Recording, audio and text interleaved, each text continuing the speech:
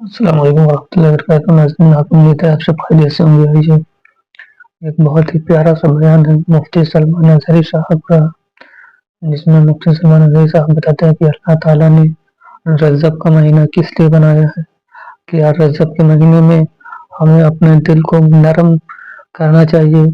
رمضان کے آنے کی تیاری رجب کے مہینے سے شروع کر دینی چاہیے۔ کیا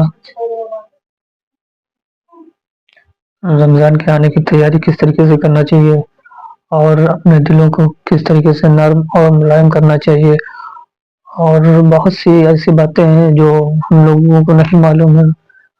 ساری باتیں ایک ہی بیان میں حضرت نے کس اچھے سے انداز سے بتائی ہیں، جو ہر کوئی کتابیں تو پڑھ نہیں سکتا ہے، تو جو لوگ کتابیں نہیں پڑھ پاتے ہیں وہ لوگ اپنے بیان سن کر کے جو سیکھ لیتے ہیں۔ یہ ساری چیزیں ہیں جو سبھی سیکھنے کو مل پاتی ہیں۔ ہر کسی کے اس مشکل بھرے دور میں ہر کسی کے پاس ٹائم نہیں ہوتا اتنا زیادہ کہ جو کوئی کتابیں، بڑی بڑی سی کتابیں، بہت سے لوگ ایسے جو نہیں پڑھے ہوئے بھی ہیں، تو بڑی بڑی کسی کی کتابیں موٹی موٹی سی جو نہیں کھول سکتے ہیں، پڑھ سکتے ہیں، یعنی کہ تو بیان سن کر کے ہی وہ لوگ عمل کر سکتے ہیں۔ ان کے لیے بہت ہی اچھا اور مفید بیان ہے، آئیے سنتے ہیں۔ برادران ملت اسلامی، السلام علیکم ورحمۃ اللہ وبرکاتہ۔ الحمدللہ وکفا وسلام علی حبیبہ المصطفیٰ، اما بعد فاعوذ باللہ من الشیطان الرجیم، بسم اللہ الرحمن الرحیم۔ ان عدۃ الشہور عند اللہ 12 شہرا فی کتاب اللہ یوم خلق السماوات والارض منها 4 حرم الى آخر هذه الآیہ۔ صدق اللہ مولانا العظیم۔ بارگاہ رسالت معاب صلی اللہ علیہ وسلم میں درود پاک کا ہدیہ پیش کریں۔ اللہم صلی علی سیدنا و مولانا محمد معدن الجود والکرم وآلہ واصحابہ الکرام وابنہ الکریم وبارک وسلم صلاة دائمة سرمدا ابدا۔ اللہ عز و جل اپنے کلام مقدس میں فرماتا ہے، بے شک اللہ کے نزدیک گنے ہوئے، شمار کیے ہوئے جو مہینے ہیں وہ 12 ہیں، اور ان 12 مہینوں میں سے 4 حرمت والے مہینے ہیں، عزت والے مہینے ہیں، عظمت والے مہینے ہیں۔ وہ 4 مہینے کون سے ہیں؟ مسلسل ترتیب کے ساتھ ذوالقعدہ، ذی الحجہ اور محرم، اور 4تھا مہینہ رجب المرجب، جس میں ہم اور آپ زندگی گزار رہے ہیں۔ اس کو رجب الاسم اور رجب العصب بھی کہا گیا ہے۔ یہ جو 4 مہینے ہیں، اس میں جنگ و جدال، قتل و قتال سب حرام ہو جاتی۔ اس دور میں جو جنگیں ہوتی تھی، کفار و مشرکین بھی اپنی تلواریں روک لیا کرتے تھے۔ یہ 4 حرمت والے مہینوں کی سارے لوگ عزت کرتے۔ ان 4 مہینوں میں امن و امان قائم ہو جاتا، جیسے 2 قبیلوں میں جھگڑے ہیں، فساد ہے، اور ایک دوسرے سے جنگ پر ہمیشہ آمادہ رہتے ہوں، لیکن ان 4 مہینوں کے اندر امن قائم ہو جاتا تھا، راستے کھل جاتے تھے۔ اور اللہ تبارک و تعالیٰ نے قرآن پاک میں ان 4 مہینوں کی فضیلت بھی بیان فرمائی۔ اس میں رجب کے لیے ایسی فضیلت ہے، اللہ کے نبی صلی اللہ علیہ وسلم ارشاد فرماتے ہیں، یہ رجب کے مہینے کی فضیلت ایسی ہے جیسے قرآن کی فضیلت دوسری کتابوں پر ہے۔ دوسری کتابوں میں جس طرح سے افضل قرآن ہے، اس طرح سے رجب المرجب تمام مہینوں میں افضل ہے۔ اور نبی کریم صلی اللہ تعالی علیہ وسلم اس میں عبادت کرنے کے لیے ترغیب دیا کرتے تھے۔ اس کو ترجیب بھی کہا جاتا ہے، اور خاص طور پر رجب کے متعلق بزرگان دین نے فرمایا یہ فصل بونے کا مہینہ ہے۔ کھیتی باڑی والے سمجھ سکتے ہیں کہ اس میں بھی 3 موسم آتے ہیں۔ پہلے بیج کی بوائی کا وقت آتا ہے، پھر اس کی سینچائی کا وقت آتا ہے، پھر کٹائی کا وقت آتا ہے۔ تو رجب کا مہینہ یہ فصل بونے کا مہینہ ہے نیکیوں کے، اور شعبان کا مہینہ اسے پانی دینے کا ہے، اور رمضان کا مہینہ فصل کاٹنے کا مہینہ ہے۔ اور رجب کا مہینہ آتے ہی اللہ کے نبی صلی اللہ تعالی علیہ وسلم یہ دعا فرمایا کرتے تھے، اللہم بارک لنا فی رجب و شعبان وبلغنا رمضان۔ سب کو یہ دعا بھی کرنی چاہیے۔ حضور اکرم صلی اللہ تعالی علیہ وسلم یوں عرض کرتے کہ اے اللہ، رجب اور شعبان میں تو ہمیں برکت عطا کر اور ہماری زندگی کو رمضان تک پہنچا دے۔ اب رجب آپ نے دیکھ لیا ہے تو اب کثرت سے یہ دعا کرو کہ مولا اس زندگی کا رمضان ہم سے جانے نہ پائے، رمضان تک ہماری سانسوں کو پہنچا دے۔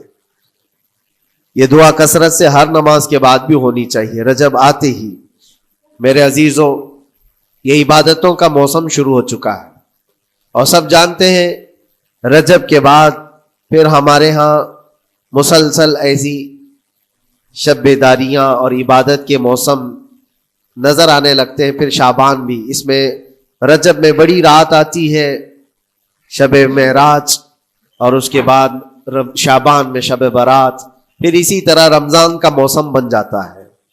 تو اب یہ موسم بنانے کا وقت آ چکا ہے، تو سب سے پہلی چیز یہ ہے کہ میرے عزیزوں فصل کے بونے کے لیے کن چیزوں کی ضرورت ہوتی ہے، اس چیز کا خیال رکھیے۔ بیج اگر کھوٹا ڈالے ہو اور ویسی ہی فصل آنے کا انتظار کرو گے تو پھر نہیں ہوگا۔ بیج کو کھرا اور خالص ہونا چاہیے۔ جو نیکیاں کرنا چاہ رہے ہیں اس کو صاف ستھرے اچھے ماحول میں کیے جانے چاہیے۔ کھیتی باڑی کرنے والا جانتا ہے بیج تو وہ بو رہا ہے، زمین بھی اچھی ہے، ساری چیزیں، کئی چیزوں کی ضرورت ہوتی ہے۔ بیج بھی اچھا ہو، زمین بھی اچھا ہو، موسم بھی اچھا ہو، تب جا کر کے اس کی فصل نکلتی ہے۔ بیج اچھا تھا، زمین اچھی نہیں تو بھی فصل نہیں آتی۔ بیج بھی اچھا ہے، زمین بھی اچھا ہے، موسم صحیح نہیں ہے تب بھی فصل نہیں آتی۔ ابھی آپ کے پاس تین چیزوں کا ہونا ضروری ہے، بیج اور زمین اور موسم۔ بیج جو ہے یہ نیکیاں ہیں، اور زمین تمہارا دل ہے، اس کا اتنا ہی پاک ہونا ضروری ہے۔ اور موسم یہ رجب کا ہے، اس میں تو کوئی شک نہیں ہے کہ عبادتوں کا موسم ہے، فصل کی اچھے لانے کا موسم ہے۔ لیکن سب سے پہلی چیز اب ہمیں ضرورت ہوتی ہے کہ ہم کیا بیج بو رہے ہیں۔ شیخ سعدی رحمت اللہ تعالی علیہ فرمایا کرتے کہ زمین میں ادرک بو کر کے گنا آنے کی امید تو نہیں کر سکتے، جو بویا ہے وہی اسی کی فصل آئے گی۔ لوگ عمل خیر کرے تو اس کا نتیجہ بھی خیر آئے گا، اور برائیاں کریں اور پھر رمضان میں یہ انتظار کریں کہ میں نے جو بویا ہے اس کی فصل آئے، تو ایسا نہیں ہوتا۔ بہت سارے لوگوں کا وہ شک بھی میں دور کرنا چاہتا ہوں کہ رمضان المبارکہ میں فضیلتوں کو آپ سنتے آئے ہیں، رمضان ایسا مہینہ ویسا مہینہ، اتنی برکتوں والا، اتنی رحمتوں والا، لیکن بہت سارے لوگوں کے حالات چونکہ تو ہی رہتے رمضان میں ویسی ہی ہیں، وہ لوگ کچھ بھی نہیں بدلے۔ تو اس میں رمضان کا قصور ہے کہ اس مہمان کا قصور ہے، اس انسان کا قصور ہے؟ وجہ یہ ہے کہ رمضان المبارکہ یقیناً اتنی برکتوں اور رحمتوں اور سعادتوں لے کر کے تو آتا ہے، لیکن تمہیں 2 مہینے پہلے سے کہا گیا تھا کہ فصل کے لیے تیاری کرو، تم نے بیج نہ بوئے، اپنی زمین کو صحیح کیا ہی نہیں، پھر رمضان میں جو بارش ہو رہی ہے اس کا فائدہ کیا ہے؟ روڈ پر 10 سال بھی بارش برسے وہاں پر کوئی فصل نہیں آئے گی، کیونکہ وہ زمین سخت ہے اور بیج بونے کے قابل بھی نہیں ہے۔ رمضان المبارکہ میں رحمتوں کی جھماجھم بارش تو ہوتی ہے، لیکن دل اگر سخت ہے گناہوں سے تو اس بارش کا کیا اثر ہوگا اس پر؟ اسی لیے دلوں کی نرمی یہاں سے شروع کریں، رجب المرجب سے۔ اس کی راتوں میں اللہ رب العزت کو پکاریں، مناجات کریں، عبادتوں کے لیے کچھ دن تو خاص کر لیں۔ بہت دنیا میں ہم نے اپنے آپ کو ملوث کر رکھا ہے، کچھ راتیں اللہ رب العزت کی عبادت میں تو لگائیں۔ اللہ کے نبی صلی اللہ تعالی علیہ وسلم کی ایک حدیث ہے، جامع الاصول سے نقل کی ہوئی، رجب المرجب کے پہلے جمعے جو ہم لوگ ابھی گزر چکے، ابھی یعنی وہ رات تو گزر چکی، کل کی جو گزری ہوئی رات ہے رجب کی، یہ پہلی جمعہ کی شب تھی۔ اس کے متعلق روایت ہے کہ 12 رکعتیں جو مغرب کے بعد سے لے کر عشاء کے درمیان پڑھتا ہے، اللہ کریم اس کے تمام گناہوں کو معاف کرتا ہے، اور اس سال اس کو پورے طور پر ناگہانی آفات سے محفوظ رکھتا ہے، اور شیطان کے اس پر قابو پانے سے بھی اس کو اللہ محفوظ رکھتا ہے۔ تو یہ تھی تیاریاں، یہ ساری چیزیں ابھی سے تیاریاں ہونی چاہیے۔ رجب کے 3 دن آتے ہیں جس کے متعلق فرمایا گیا ہے ایام بیز میں بھی 13، 14، 15 یا 14، 15، 16 یہ جو تاریخیں آتی ہیں اس میں روزے رکھو۔ اس کی بھی بڑی فضیلت ہے کہ تم تیاریاں ابھی سے شروع کر لو کہ رمضان المبارکہ میں اچھی فصل دیکھ سکے۔ ہمارے جسم کے اندر بدلاؤ آ سکے, ہمارے دل کے اندر انقلاب آ سکے. اور تیاری یہاں سے نہ کر کے صرف رمضان میں ہی امید لگائے بیٹھتا ہے. تو میرے عزیزوں, کچھ تو صفائی کی ضرورت ہوتی ہے. آپ نے اگر زمین خریدی کھیتی باڑی کی غرض سے اور گئے, وہاں جاتے ہی آپ نے سوچا کہ اس میں فصل آ جانی چاہیے, تو کسانوں سے پوچھو تو بتائیں گے آپ کو نہیں, زمین کو پہلے صاف کرنا پڑتا ہے. کچرے ہوں گے اس کے اندر بہت سارے, ہل چلاؤ یا کسی بھی طرح سے اس کو صاف کرو. صاف کرنے کے بعد پھر یہ بھی کسان کہتا ہے کہ زمین کو تھوڑا ڈھیلا کر دو, بڑے بڑے ڈھیلے ہوں تو اس کو توڑ دو اور مٹی نرم ہو جائے. اور اس کے بعد پھر کسان کہتا ہے تھوڑا پانی بھی چھڑکاؤ کرو, گیلی ہو جائے, تب جا کر کے تم اس پر بیج بو. میرے عزیزوں, یہ جب بیج بونے کا موسم ہے تو پہلے زمین کو ڈھیلا تو کر دو, زمین کے اندر جو کچرے ہیں اس کو نکال تو دو, دل کے اندر جو وسوسے بھرے ہوئے ہیں, گناہوں کے خیالات بھرے ہوئے ہیں, اس کو پاک تو کرو. اس کو پاک کرنے کے لیے اللہ کریم کی بارگاہ میں آ کر گڑ گڑاؤ. تمہارا ایک آنسو تمہارے تمام گناہوں کو اور اللہ کے غضب کو ٹھنڈا کر دیتا ہے. ہاں, ایک آنسو کا قطرہ تمہارے لیے اللہ کریم ہے, موتی سمجھ کے شان کریمی نے چن لیے قطرے جو گرے تھے عرق انفعال کے. امام غزالی رحمت اللہ تعالی علیہ نے لکھا ہے کہ آج اللہ تبارک و تعالیٰ کی رحمت کو اپنی طرف مائل کرنے کے لیے اگر تم کچھ کر سکتے ہو تو بس یہ ہے کہ دنیا رونے اور گڑ گڑانے سے نہیں مانتی, لیکن مولا کریم بندے کے ایک مرتبہ سجدہ کر کے اسے پکارنے سے فوراً قبول کرتا. موسیٰ علیہ الصلوۃ والتسلیم اللہ تعالیٰ سے پوچھتے ہیں, مولا جب تیرے بندے تجھے پکارتے ہیں تو اس میں نیک لوگ بھی ہوتے ہیں اور گنہگار بھی ہوتے ہیں, تو کیا تو سب کی پکار کا جواب دیتا ہے؟ توجہ, اللہ رب العزت فرماتا ہے, اے موسیٰ میرے پکارنے والے بندوں میں نیکوکار بھی ہیں, گنہگار بھی ہیں. ہاں, نیک بندہ جب مجھے پکارتا ہے یا ربی, تو میں جواب میں کہتا ہوں لبیک یا عبدی, اے میرے بندے میں حاضر ہوں, بتا تیری کیا حاجت ہے. پھر موسیٰ علیہ السلام پوچھتے ہیں کہ مولا یہ تو نیک بندہ جب پکارتا ہے تو کہتا ہے لبیک یا عبدی, اور جب گنہگار پکارتا ہے تب کیا کہتا ہے؟ رب تعالیٰ فرماتا ہے جب میرا گنہگار بندہ مجھے پکارتا ہے یا ربی, تو میں اس کے جواب میں 70 بار لبیک یا عبدی کہتا ہوں. ایک بار پکارے 70 بار جواب. ایسا کیوں ہے؟ تو فرماتا ہے میرا رب نیکوکار کو اس کی نیکیوں پر بھروسہ ہے کہ اللہ معاف کرے, اور گنہگار کو صرف میری رحمت پر بھروسہ ہے. اس کے پاس ہے کچھ نہیں, اس کے آس پاس وہ نظر ڈالتا ہے میں نے کوئی ایسی نیکی رکھی نہیں ہے, صرف اللہ رب العزت کی رحمت ہے جو مجھے معاف کر سکتی ہے. وہ مجھ پر یقین کر کے پکارتا ہے, اس لیے اس کے سوال کا میں بار بار جواب دیتا ہوں. عزیزان گرامی وقار, اقبال نے سچ ہی کہا تھا, ہم تو مائل بکرم ہے کوئی سائل ہی نہیں. یہ رب تبارک و تعالیٰ کی طرف سے ہے کہ اللہ تبارک و تعالیٰ کرم پر کرم کرنے کے لیے موقع عنایت کرتا ہے. یا بندے کو آنے کا موقع ہی نہیں ہے, بندہ آنا نہیں چاہتا ہے. اس سے پہلے کہ تمہارے ساری چیزیں بند ہو جائیں, دروازے ختم ہو جائیں, اللہ رب العزت کی بارگاہ میں آؤ اور اسے پکارو. یقیناً یہ تمام چیزیں تمہاری زندگی میں انقلاب لاتی ہیں, بہت بڑی تبدیلی لاتی ہے. عزیزان گرامی, پھر میں یہ عرض کرتا ہوں کہ رجب کے اس مہینے میں دل کو نرم کرنا بہت ضروری ہے.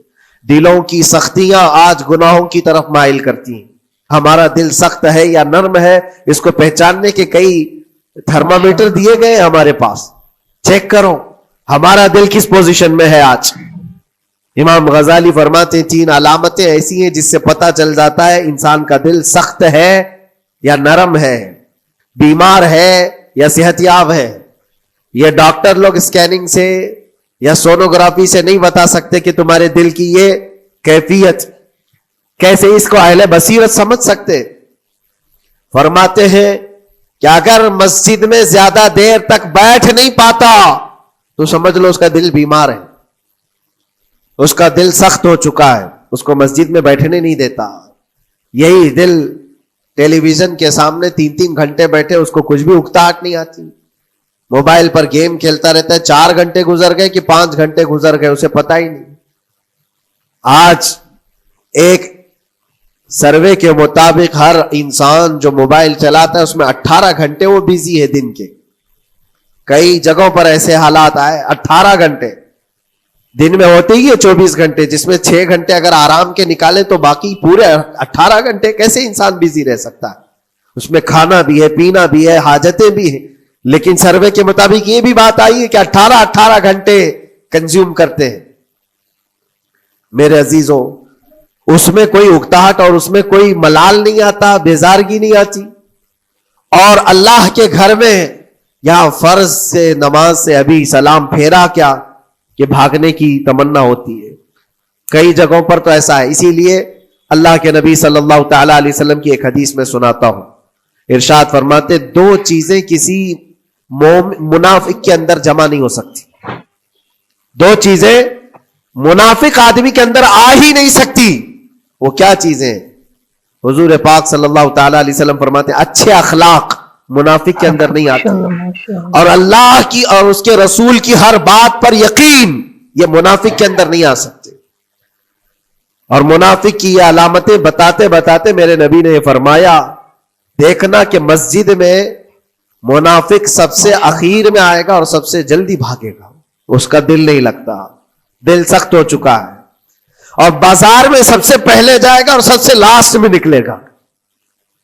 بازار اس کے دل لگنے کی جگہ ہے, اس کے وہاں پر تفریح کی جگہ ہے. اور مومن کی علامت یہ فرمایا کہ مومن مسجد میں جلدی آتا ہے اور دیر سے جاتا ہے, اس کا دل لگا رہتا ہے. اور مومن بازار میں لوگوں کے شروعات میں نہیں, اپنی ضرورت کے مطابق گیا اور نکل آیا. اور فرماتے میرے آقا صلی اللہ علیہ وسلم روئے زمین پر سب سے اچھی جگہوں میں سے کوئی جگہ ہے تو اللہ کا گھر ہے, مسجد ہے. اور سب سے بری جگہوں کے متعلق فرمایا بازار ہے. اب یہاں پر دلوں کے متعلق میں عرض کر رہا ہوں کہ کس کا دل کس پوزیشن میں ہے, اسے آج خود آزما لینا چاہیے. دوسری علامت, امام غزالی فرماتے ہیں قرآن پاک کھولے گا وہ صفحہ 2 صفحہ سے زیادہ پڑھ نہیں پائے گا, بند کرنے کا دل کرے گا. یہ تو چھوڑو اٹھانے کے بعد پڑھنے نہ پڑھنے کی بات ہے, کچھ تو چھونا بھی نہیں چاہتے, اٹھاتے ہی نہیں. سال پورا ہو گیا تو قرآن پکڑتے نہیں, تو پھر دل کی کیفیت کیا ہو چکی ہوگی, دل کیسا مریض ہوگا. بعض لوگ ہم سے یہ کہتے بھی تھے کہ حضرت پڑھنا تو آتا نہیں, کیا کریں گے قرآن کا. کہا اٹھانا تو آتا ہے. میں نے ان سے پوچھا قرآن اٹھانا تو آتا ہے, جب قسم کھانے کی بات ہوتی ہے تو کیسے قرآن اٹھا لیتے ہو, سر پہ رکھ لیتے ہو. اسی طرح سے قرآن کو ہی اٹھا کر کے سینے سے لگا کر اللہ کی بارگاہ میں دعا کرو کہ مولا میرے دل کے دروازے کھول دے. اور قرآن کوئی سخت چیز نہیں ہے, اللہ وعدہ فرما رہا ہے ہم نے قرآن یاد کرنے کے لیے آسان بنایا ہے. کوئی یاد کرنے والا, وہ خود قرآن تمہارے دل میں اتر جائے گا. کوشش کرو. دل کی بیماری کی 2 علامتیں میں نے بتایا. اگر بیمار دل ہے تو زیادہ یہاں بیٹھ نہیں سکتا اور زیادہ دیر قرآن پڑھ نہیں پاتا. تیسری بات فرماتے ہیں کہ تیسری علامت یہ ہے کہ ہمارا دل اگر سخت ہو چکا ہے تو جیب میں پیسے ہوں گے لیکن کوئی مانگ رہا ہوگا اللہ کے نام پر, دینے کی طبیعت نہیں ہے, کہیں دینے کی طبیعت نہیں کرتی. اور یہ چیز ہاتھ اٹھانے کو تمہارا دل نہیں کرتا تو سمجھ جاؤ کہ دل بیمار ہے. اور دل کی بیماری لے کر کے اگر کوئی رجب میں سوچتا ہے کہ میں بیج بوؤں گا تو کیا فائدے کا, زمین سخت ہے, زمین سخت ہے اور اس پر بارش بھی ہوگی تو کچھ فرق نہیں پڑتا, فصل نہیں آئے گی. دل کو نرم کرو. اور ایک علامت میں بتاؤں, اور ایک علامت کہ دل نرم ہے یا سخت ہے, اس کی ایک علامت یہ بھی ہے, اللہ کا جب ذکر کرے, جنت کا جب ذکر کرے, جہنم کے عذابات کا ذکر کرے, قبر کے معاملات کا ذکر کرے, حشر کے سوالات کا ذکر کرے, تو اس کی آنکھیں ڈبڈبا جائیں اور آنسو نکل آنے لگے. قرآن کی آیتیں سن کر کے اس کا دل ہلنے لگے اور آنسو آ گئے تو سمجھ جاؤ کہ اس کا دل نرم ہے. ابھی اس کا دل بیمار نہیں ہوا, ابھی اس کا دل بیمار نہیں ہوا. لیکن یہاں تو پوزیشن الگ ہے, سچویشن الگ ہے. ہم تو پتہ نہیں کن کن چیزوں میں رو لیتے ہیں, لیکن اللہ کا کلام سنتے ہوئے کسی کے کان پر جوں بھی نہیں رینگتی. لوگ تو گانوں پر تھرکنے والے اور نغموں پر اچھل کود کرنے والے وجد کی بات کرتے ہیں، لیکن اللہ کا کلام پڑھنے پر کوئی کسی کو وجد کیوں نہیں آتا؟ یہ ایمان کی علامت ہے۔ قرآن میں اللہ نے فرمایا اذا تلیت علیہم آیاتہ زادتہم ایمانا، جب اللہ کی آیتیں ان پر تلاوت کی جاتی ہے، مومنین پر، ان کا ایمان بڑھ جاتا ہے۔ کیا آپ امام کے پیچھے قرات سن کر کے اپنے دل میں ہلچل محسوس کرتے ہیں؟ سننے کی طبیعت کرتی ہے؟ بلکہ ادھر نماز پڑھ کر کے جانے کے بعد آدھے گھنٹے کے بعد پوچھے آج پہلی رکعت میں کیا پڑھا تھا، دوسری رکعت میں کیا پڑھا، آپ کو پتہ ہی نہیں رہتا، یاد ہی نہیں امام صاحب کیا پڑھ رہے تھے، میں تو دکان کا حساب کتاب کر رہا تھا، کیا خبر ہے کہ انہوں نے کیا پڑھا؟ تو قرآن کو توجہ سے پڑھے ہوتے تو تمہارے دل میں بھی وہ باتیں اثر کر رہی ہوتی۔ میرے عزیزوں، کتنے ایسے لوگ ہیں جو صرف اور صرف قرآن پاک کی تلاوت کی وجہ سے دلوں کو نرم کر دیا گیا ہے۔ میں اسی بات پر آج فوکس کر کے ختم کر دوں گا۔ رجب المرجب بیج بونے کا موسم ہے تو دل کے نرمی کے ساتھ ہی بیج بو، کیونکہ یہ زمین ہے تمہاری، اور زمین نرم نہ ہو تو کتنی بھی نیکیاں کرو کیا فائدے کی؟ دل سخت ہے، گناہوں سے لبریز ہے، اور دل کو نرم کرنے کا علاج دو چیزیں بتائی گئی، کریں گے انشاءاللہ۔ دو چیزیں بڑی آسان ہیں، اگر دل کو نرم کرنا ہے تو دو چیزیں فرمائی گئی، کثرت سے قرآن پاک کی تلاوت کرو یا کثرت سے میرے نبی پر درود پاک پڑھا کرو۔ دو چیزیں کر کے دیکھو، تمہارا دل نرم ہو جائے گا۔ اور بھی دوسرے علاج بھی میرے آقا نے فرمایا۔ ایک صحابی آئے تھے، انہوں نے عرض کیا یا رسول اللہ صلی اللہ علیہ وسلم، لوگ آپ کے پیچھے نماز پڑھتے ہیں تو زاروں قطار رونے لگتے ہیں، جب آپ دعا کرتے ہیں تو وہ دھاڑے مار کر کے روتے ہیں، میں کبھی رو نہیں پاتا، میرا رونا نہیں آتا، میں بھی قرآن سنتا ہوں، میں بھی آپ کے پیچھے نماز پڑھتا ہوں۔ تو حضور پاک صلی اللہ علیہ وسلم نے فرمایا تمہارا دل سخت ہو گیا ہے، تمہارا دل سخت ہو گیا ہے۔ انہوں نے کہا کیا کروں، علاج کیا ہے اس کا؟ وہ مسیحا امت ہے میرے آقا، ہر ایک کا علاج جانتے ہیں، کس کو کون سا علاج دینا ہے۔ نبی پاک صلی اللہ تعالی علیہ وسلم فرماتے جاؤ کسی یتیم بچے کے سر پر ہاتھ پھیرو، اللہ تمہارا دل نرم کرے گا۔ ان کے لیے وہ علاج رکھا گیا تھا، جس کو جیسا علاج بتایا میرے آقا صلی اللہ علیہ وسلم نے، کسی یتیم کے سر پر ہاتھ پھیرو، دل نرم ہوگا۔ لیکن دل کے نرم ہونے کے علاج اللہ کے نبی صلی اللہ علیہ وسلم کے شفا خانے میں ہے۔ ہاتھ سے آپ کثرت سے درود پاک پڑھو، پھر دیکھو آپ کے دل کے اندر انقلاب آتا ہے یا نہیں آتا۔ آپ کے چہرے کا نور بڑھ جائے گا، زبان کا اثر بڑھ جائے گا، عمل خیر کی طرف رغبت بڑھ جائے گی۔ کثرت سے جب بندہ حضور پاک صلی اللہ علیہ وسلم پر درود پڑھتا ہے، اس کی زبان سے جھوٹ نکل جاتا ہے، گالی اس کی زبان پر نہیں آ پاتی ہے، کیونکہ وہ پاک کرتا چلا جاتا ہے اپنی زبان کو اللہ کے نبی کا نام لے کر کے۔ میرے عزیزو، اس میں دقت کیا ہے درود پاک کثرت سے پڑھنے میں؟ آپ جہاں چل رہے ہو، پھر رہے ہو، اٹھ رہے ہو، بیٹھ رہے ہو، انتظار میں ہو، سونے کے لیے جا رہے ہو، زبان ہی تو ہلانا ہے میرے نبی پاک صلی اللہ علیہ وسلم کی بارگاہ میں درود پڑھ کر کے۔ اور ضروری نہیں ہے کہ بہت لمبے لمبے درود پاک آپ کو یاد کرنے ہو، صلی اللہ علیہ وسلم بھی پڑھ لیا تو یہ درود پاک ہے، یہ درود پاک ہے۔ یا تو پھر الصلاۃ والسلام علیک یا رسول اللہ کہتا ہے تو یہ بھی درود پاک ہے، درود پاک ہے یہ۔ اور دل کو جب نرم ہو جائے گا تو انشاءاللہ العزیز آپ اس کے اثر بھی دیکھیں گے، اس کے اثر بھی دیکھیں۔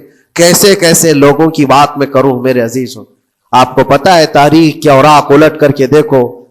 ایک صحابی حضرت نعیم، وہ راستے پر گزر رہے تھے، دیکھا ایک کڑیل جوان مکہ کا، جس کو سارے لوگ دیکھ کر پہلوان کہتے اور ڈرتے تھے، گھبراتے تھے، 27 سال کا کڑیل جوان ہے اور ہاتھ میں تلوار کھینچے ہوئے تیزی سے آ رہا ہے۔ یہ پہلوان کوئی اور نہیں عمر ابن خطاب ہے۔ حضرت نعیم کہتے دیکھ کر کے میں گھبرا گیا، اتنی تیز و ترار چال اور چمکتی ہوئی تلوار، کہاں کا ارادہ ہے؟ پوچھا حضرت نعیم نے کہاں جا رہے ہو؟ عمر ابن خطاب نے کہا محمد کا قتل کرنے جا رہا ہوں، معاذ اللہ رب العالمین، اس لیے کہ ایمان لائے ہوئے نہیں تھے۔ یہ دلوں کی سختیاں ہیں، یہ دلوں کا منجمد ہونا بتا رہا تھا کہ وہ نبی پاک صلی اللہ علیہ وسلم کے قتل کے لیے نکلے۔ حضرت نعیم نے صرف راستہ روکنے کے لیے ان سے کہا، ان کا بعد میں قتل کرنا، پہلے تیری بہن اور بہنوی کا گھر بھی دیکھ لے، وہ بھی تو کلمہ پڑھ رہے ہیں، وہ بھی تو کلمہ پڑھ رہے ہیں اسی رسول کا۔ تو غصہ اور بڑھ گیا کہ میرے گھر میں یہ ہو چکا ہے، میں تو جس کا قتل کرنے جا رہا ہوں وہ میرے گھر تک آیا ہوا ہے. کہا پہلے میری بہن اور بہنوی کا کام تمام کرتا ہوں. اسی غرض سے وہ آئے تھے. اور جس وقت اپنے بہن کے گھر کے باہر کھڑے تھے, اتفاق ایسا کہ اندر سے قرآن کے پڑھنے کی آواز آ رہی تھی. ایک صحابی حضرت خباب, وہ قرآن پڑھا رہے تھے حضرت عمر کی بہن کو اور ان کے بہنوی کو. اور کیا بہترین انداز رہا ہوگا, جو رسول اللہ سے ڈائریکٹ سنے ہوئے لوگ تھے. اللہ کا کلام اترا ہوا ہے جن کے اوپر, وہ اس وقت حاضر رہے ہوئے لوگ ہیں, قرآن کو پڑھ رہے تھے. طٰہٰ ما انزلنا علیک القرآن لتشقی الا تذکرۃ لمن یخشی.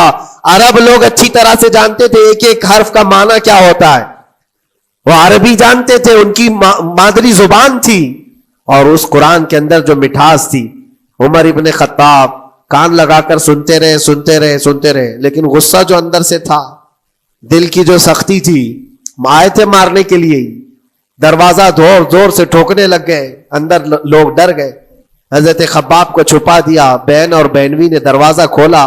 دروازہ کھلتے ہی ان پر حملہ آور ہو گئے. عمر ابن خطاب مارا, اپنے بہنوی کو بہت مارا کہ تم یہ کیا کر رہے ہو, دین بدل چکے ہو, یعنی تم یہاں سے نکل کر کے دوسری جگہ چلے گئے ہو, صحابی ہو گئے ہو. اپنی بہن کو بھی مارا, یہاں تک کہ ان کی ناک پھٹ گئی. جب لہو لہان ہو گئے تو عمر ابن خطاب نے دیکھا کہ میں اپنی بہن اور اپنی بھائی کو مار رہا ہوں. پھر تھوڑی دیر کے لیے دل میں رحم آیا. اور دل میں رحم آیا کس چیز کا, کس چیز کی وجہ سے نرم ہوا دل میرے عزیزوں؟ بھائی اپنے بہنوئی کی اور اپنی بہن کی پٹائی کو دیکھ کر کے نہیں, ان کو دیکھا تھوڑی دیر کے بعد اور کہا چلو چھوڑو, جانے دو, جو ہوا سو ہوا.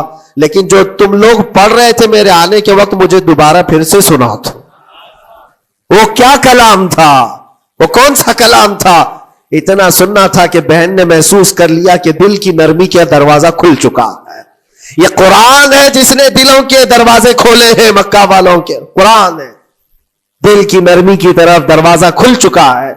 تو عمر ابن خطاب سے کہا کہ تم غسل کر لو, تم پاک ہو جاؤ, ہم قرآن تمہیں سناتے ہیں.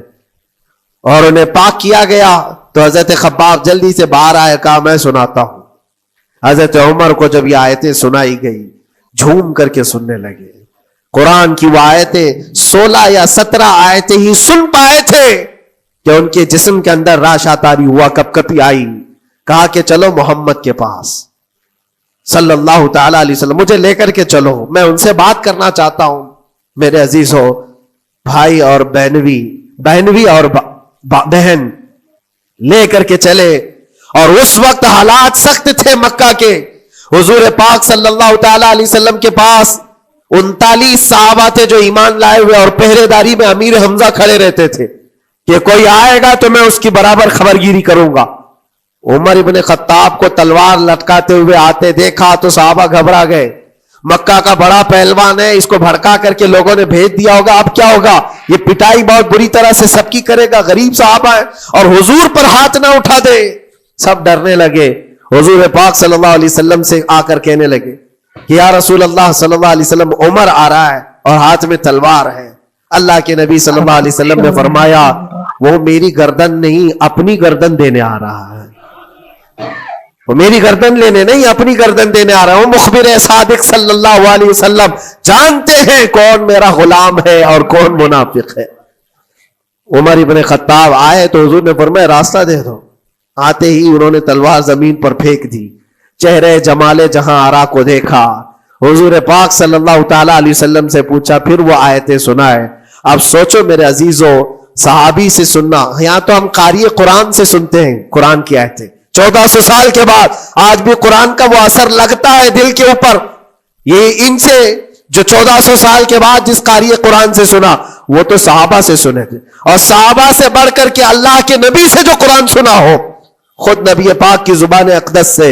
اور جب اللہ کے نبی صلی اللہ تعالی علیہ وسلم نے آیتیں تلاوت کی, عمر ابن خطاب کی آنکھوں سے آنسو شروع ہو گئے.